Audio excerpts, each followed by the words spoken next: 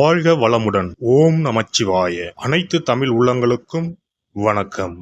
ஆனி மாதமும் ஆடி மாதமும் இணைந்த மாதம் ஜூலை மாதமாகும். சூரிய பகவான் மிதுன ராசியிலும் கடக ராசியிலும் பயணம் செய்யும் மாதம் இதுவாகும். ஆனி மாதத்தில் நடராஜருக்கு திருமஞ்சனமும், ஆடி மாதம் வரும் அமாவாசை முன்னோர்களுக்கு திதி கொடுக்க சிறந்த நாளாகவும் உள்ளது. அம்மனின் அருளை பெறுவதற்கு உரிய ஆடி மாதம் இந்த ஜூலை மாதத்தில்தான் பிறக்கிறது. இம்மாத கிரக நிலைகளை பார்க்கும்போது மேசராசியில் செவ்வாய் மற்றும் சந்திரனின் சஞ்சாரம் உள்ளது.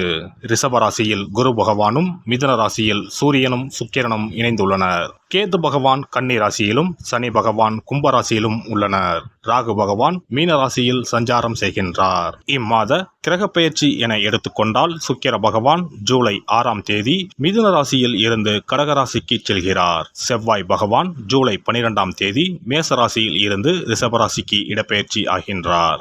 ஏற்கனவே ரிஷபத்தில் சஞ்சாரிக்கும் குரு பகவானுடன் செவ்வாய் பகவான் இணைந்து குருமங்கள யோகத்தை உண்டாக்குகிறார். அதே சமயம் இந்த ஜூலை மாதம் 16ஆம் தேதி இரவு 17ஆம் தேதி அதிகாலையில் சூரிய பகவான் மிதுன ராசியில் இருந்து பெயர்ச்சியாகி கடகராசியில் சஞ்சாரம் செய்கின்றார். இது ஆடி தமிழ் மாத பிறப்பை குறிக்கும்.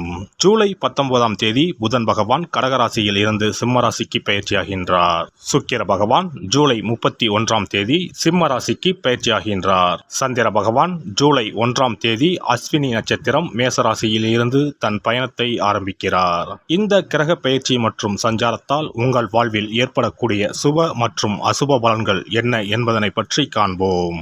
உங்கள் வாழ்வில் வளமும் நலமும் செல்வ செழிப்பும் பெற்று வாழ்வில் உயரிய நிலையை அடைய எல்லாம் வல்ல எம்பெருமானை வேண்டி விரும்பி கேட்டுக்கொள்கிறேன். கும்பராசி அன்பர்களே, இந்த மாதம் அறிவுத்திறமை கூடும். சில முக்கிய முடிவுகள் எடுப்பதன் மூலம் நீண்ட நாட்களாக இருந்து வந்த பிரச்சனைகள் தீரும். இனிமையான பேச்சின் மூலம் எதிலும் வெற்றி காண்பீர்கள். வீண் குற்றச்சாட்டிற்கு ஆளாக நேரலாம். கவனமாக இருப்பது நல்லது. மற்றவர்களின் செய்கையால் கோபம் ஏற்படலாம், நிதானம் தேவை. வழக்குகளில் சாதகமான போக்கு காணப்படும். வீடு மனை வாங்குவதற்கு இருந்து வந்த தடைகள் நீங்கும். தொழில் வியாபாரம் எதிர்பார்த்த அளவு லாபம் தராவிட்டாலும் வருமானத்திற்கு குறைவிருக்காது. தொழில் விரிவாக்கம் செய்யும் திட்டத்தை தள்ளி போடுவது நல்லது. உத்தியோகத்தில் இருப்பவர்கள் தங்களது பணியில் மட்டும் கவனம் செலுத்துவது நல்லது. மற்றவர் விஷயங்களில் தலையிடாமல் இருப்பது வீண் பிரச்சனை வராமல் தடுக்கும். கணவன் மனைவிக்கு இடையே எதையும் மனம் விட்டு பேசி அதன் பிறகு செய்வது நன்மை தரும். குடும்பத்தில் அமைதி உண்டாக கோபத்தை குறைப்பது நல்லது. பெண்களை பொறுத்தவரை அறிவுபூர்வமாக செயல்பட்டு சில முக்கிய முடிவு எடுப்பதன் மூலம் நீண்ட நாட்களாக இழுபறியாக இருந்து வந்த காரியம் நிறைவேறும். கலைத்துறையினரை பொறுத்தவரை இம்மாதம் பாதுகாப்பாக இருப்பது அவசியம். பொருள் வரவில் குறைவு ஏற்பட வாய்ப்பு இல்லை. எனினும் வேலை செய்யும் இடத்தில் சிறு சிறு பிணக்குகள் வந்து மறையும்.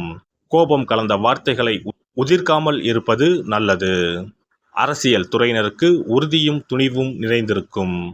பிரபலங்களின் நட்பும் ஆதரவும் கிடைக்கும். பணியின் நிமித்தம் காரணமாக வெளியூர் செல்ல வேண்டியிருக்கும்.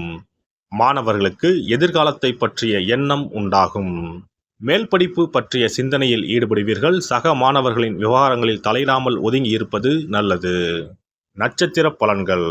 அவிட்டம் நட்சத்திரம். இந்த மாதம் குடும்பத்தில் இருப்பவர்களை அனுசரித்து செல்வது நன்மை தரும். வாழ்க்கை துணையின் உடல் நலனில் அக்கறை தேவை. சிறிய விஷயங்களுக்கு கூட கோபம் வரலாம். அதனால் உறவினர்கள் நண்பர்களிடம் கவனமாக பேசுவது நல்லது. விபரீத ஆசைகள் ஏற்படலாம், கவனம் தேவை. சதயம் நட்சத்திரம். இந்த மாதம் பேச்சின் இனிமை, சாதுரியம் இவற்றால் எடுத்த காரியங்களில் சாதகமான பலன் பெறுவீர்கள். உங்களது பொருட்களை கவனமாக பார்த்து கொள்வது நல்லது. பூராட்டாதி நட்சத்திரம். இந்த மாதம் விரும்பியது கிடைக்க கூடுதல் முயற்சி தேவை. பணவரத்து அதிகரிக்கும். பயணம் மூலம் லாபம் கிடைக்க பெறுவீர்கள். புதிய நபர்கள் நட்பு உண்டாகும். வாகனங்கள் மூலம் லாபம் வரும். அரசாங்கம் தொடர்பான காரியங்களில் சாதகமான பலன் கிடைக்கும். விநாயகப் பெருமானை அருகம்புல்லால் அர்ச்சனை செய்து தீபம் ஏற்றி வழிபட காரிய வெற்றி உண்டாகும். தடை தாமதம் நீங்கும். குல தெய்வத்தையும் இஷ்ட தெய்வத்தையும் ஒரே நாளில் சென்று தரிசித்து வாருங்கள். காரியங்களில் இருந்த தடைகள் விலகும். தொழில் வியாபாரம் சிறப்பாக நடைபெறும். சிறப்பு தொகுப்பு. ஒரு வெற்றிலை இருந்தால் உங்கள் துன்பங்களில் இருந்து விடுபட முடியும் என்றால் நம்ப முடிகிறதா? ஆம், உங்கள் ராசிக்கும் வெற்றிலை பரிகாரம் இருக்கிறது. அவற்றிற்கான வழிபாட்டு முறைகள் பற்றி காண்போம். பண்டிகை, திருவிழா, வீட்டில் விசேஷம் என்றால் வெற்றிலை பாக்கு வைத்து உறவினர்களை அழைப்பது வழக்கம். வெற்றிலையும் பாக்கும் மகாலட்சுமியின் அம்சங்களாகும். 12 ராசிக்காரர்களுக்கும் வெற்றிலையின் மூலம் பரிகாரம் செய்ய கவலைகள் தீரும் என்பது நம்பிக்கை. வெற்றிலையின் நுனியில் லட்சுமியும், நடுவில் சரஸ்வதியும், காம்பில் பார்வதி தேவியும் வசிக்கின்றனர். மகாவிஷ்ணுவும், பிரம்மாவும், சிவனும், சுக்கிரனும் கூட வெற்றிலையில் வாசம் செய்கின்றனர். எனவேதான் பூஜை மற்றும் திருமணம் சுபமாக நடக்க வேண்டும் என்பதற்காக வெற்றிலை பாக்கு படைக்கப்படுகிறது. துன்பம் விலக உங்க ராசியின்படி இந்த மாதிரி வெற்றிலை பரிகாரம் செய்யுங்கள்.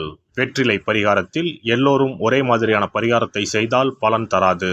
அவரவர் ராசிக்கு தகுந்தபடி சில இஷ்ட தெய்வங்களையும் சில கிரக தெய்வங்களையும் பொறுத்து உங்களுடைய பரிகாரத்தை மாற்றிக்கொள்ள வேண்டும். அப்போதுதான் உங்களுக்கு என்ன கஷ்டமோ அது சரியாக நீங்கி உங்களுக்கு நல்ல பலன்கள் கிடைக்கும். உங்களுடைய ராசியின்படி வெற்றிலையில் குறிப்பிட்ட கிழமையில் பரிகாரம் செய்தால் உங்கள் துன்பம் விலகும், பிரச்சனைகள் தீரும். மேசராசி அன்பர்கள் செவ்வாய்க்கிழமைகளில் வெற்றிலையில் மாம்பழம் வைத்து முருகப்பெருமானுக்கு நெய்வேத்தியம் செய்துவிட்டு அந்த பழத்தை உண்டால் அனைத்து கஷ்டங்களும் நீங்கும். ரிஷபராசி அன்பர்கள் செவ்வாய்தோறும் வெற்றிலையில் மிளகு வைத்து வழிபாடு நடத்தினால் துன்பங்கள் அனைத்தும் தீரும். மிதுன ராசி அன்பர்கள் புதன்கிழமைகளில் வெற்றிலையில் மிளகு வைத்து இஷ்ட தெய்வத்தை வழிபடவும். பின்னர் அதையே பிரசாதமாக சாப்பிட்டால் துன்பங்கள் எல்லாம் நீங்கும்.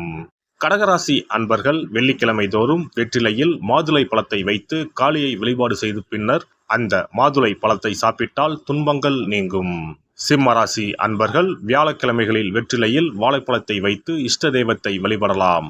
பின்னர் அந்த பழத்தை பிரசாதமாக உண்டால் கஷ்டங்கள் நீங்கும். கன்னிராசி அன்பர்கள் வியாழக்கிழமையில் வெற்றிலையோடு மிளகு வைத்து உங்கள் இஷ்ட தெய்வத்தை வணங்குங்கள். உங்கள் துன்பம் துயரம் எல்லாம் தீர்ந்துவிடும். துலாம் ராசி அன்பர்கள் வெற்றிலையில் கிராம்பு வைத்து உங்கள் இஷ்ட தெய்வங்களை வழிபட்ட பின் அதை உண்டால் அனைத்து துன்பங்களும் நீங்கும். விருச்சிக ராசி அன்பர்கள் வெற்றிலையில் பேர்ச்சம்பழம் வைத்து செவ்வாய்தோறும் உங்கள் இஷ்ட தெய்வத்தை வழிபட்டால் துன்பங்கள் நீங்கும். தனுசு ராசி அன்பர்கள் வெற்றிலையோடு கற்கண்டு வைத்து வெள்ளிதோறும் இஷ்ட தெய்வத்தை வழிபட்டு பின்னர் கற்கண்டை சாப்பிட்டால் துன்பங்கள் விலகும். மகர ராசி அன்பர்கள் வெற்றிலையோடு அச்சு வெல்லம் வைத்து வெள்ளிதோறும் காளியை வழிபட்டால் துன்பங்கள் துயரங்கள் நீங்கும்.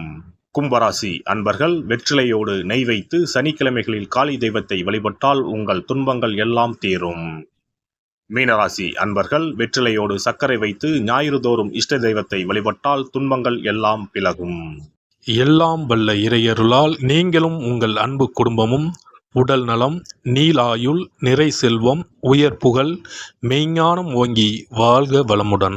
இந்த வீடியோ பதிவு உங்களுக்கு பிடித்திருந்தால் லைக் பண்ணுங்க, கமெண்ட் பண்ணுங்க, ஷேர் பண்ணுங்க, மறக்காம சப்ஸ்கிரைப் பண்ணுங்க, பக்கத்துல இருக்கிற பெல் பட்டனை கிளிக் பண்ணுங்க. நன்றி, வணக்கம். ஓம் நமச்சிவாய. சிவாய நம.